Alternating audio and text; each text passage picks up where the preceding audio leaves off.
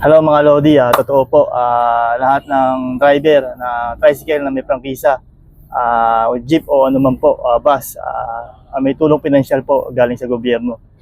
Kung may prangkisa po kayo na isa po, kung lumalabas dyan, dalawang driver, makakakuha po ng ayuda sa gobyerno. Ayan po, balita sa GZMM. Ayan po, pakinggan po natin. Ayan po, legit po.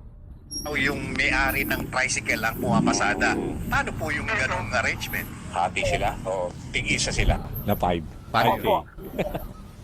Kada driver po ito. Kaya nga po yung hiningi natin na validated and verified dates and certified dates from the local ito po yan. government units include all drivers sa Okay. kanila pong mga lugar. Okay. So kahit na dalawang driver sa Yeah. isang tricycle, parehong 5,000 each yun. Pwede, gano'n. Tama po, tama po. Okay.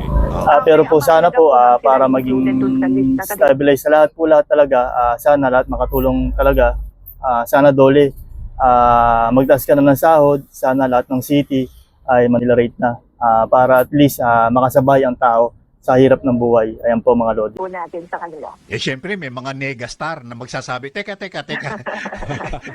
Dahil iba naman yung konsumo ng motorsiklo o sa tricycle, iba naman yung konsumo ng jeep.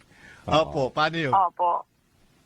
Again, ang tinitignan po natin ay sila ay individuals in crisis situation, not as drivers. Oo, sila po ay nahihirapan, nagkukulang o na-reduce na yung amount na inuuwi nila sa kanilang mga probinsya. Nahihirapan sila sa pang-araw-araw, Okay. sa pangangailangan.